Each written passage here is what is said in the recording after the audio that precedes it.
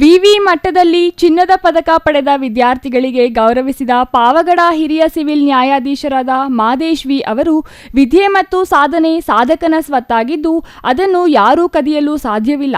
ವಿದ್ಯಾರ್ಥಿಗಳು ಉನ್ನತ ಸ್ಥಾನಕ್ಕೆ ಹೋಗಲು ಬಹಳಷ್ಟು ಪ್ರೋತ್ಸಾಹ, ಪ್ರೇರಣೆ, ಉತ್ತೇಜನ ಅಗತ್ಯ ಎಂದರು. ಸಾಧನೆ ಮಾಡಿದ ಎಲ್ಲಾ ವಿದ್ಯಾರ್ಥಿಗಳಿಗೆ ಭಗವಂತ ಆರೋಗ್ಯ ಕೊಡಲಿ, ಜೀವನದಲ್ಲಿ ಹೆಚ್ಚಿನ ಸಾಧನೆ ಮಾಡಿ ದೇಶಕ್ಕೆ ಕೀರ್ತಿ ತರಲಿ ಎಂದು ಹಾರೈಸಿದರು. ಕ್ಷೇತ್ರ ಶಿಕ್ಷಣಾಧಿಕಾರಿ ಇಂದ್ರಾಣಮ್ಮ ಮಾತನಾಡಿ, ಮಕ್ಕಳಿಗೆ ಚಿಕ್ಕಂದಿನಿಂದಲೇ ವಿದ್ಯೆ ಜೊತೆಗೆ ಜೀವನದ ಕಷ್ಟ ಕಲಿಸಬೇಕಿದೆ. ಬರದ ನಾಡಿನಲ್ಲಿ ಬಂಗಾರದ ಮಳೆ ಎಂಬಂತೆ ತಾಲೂಕಿನ ಯುವ ಪ್ರತಿಭೆಗಳು ಕ್ರೀಡೆಯಲ್ಲಿ ಮತ್ತು ಶಿಕ್ಷಣದಲ್ಲಿ ಪದಕಗಳನ್ನು ಗಳಿಸಿದ್ದು ವಿದ್ಯಾರ್ಥಿಗಳ ಸಾಧನೆ ಗುರುತಿಸುವ ಕೆಲಸ ಮಾಡಿದವರಿಗೆ ಅಭಿನಂದನೆ ತಿಳಿಸಿದರು. ತುಮಕೂರು ವಿಶ್ವವಿದ್ಯಾಲಯದಲ್ಲಿ ವಿವಿಧ ವಿಷಯಗಳಲ್ಲಿ ಚಿನ್ನದ ಪದಕ ಗಳಿಸಿದ ವಿದ್ಯಾರ್ಥಿಗಳಿಗೆ ಇದೇ ಸಂದರ್ಭದಲ್ಲಿ ಸನ್ಮಾನಿಸಲಾಯಿತು.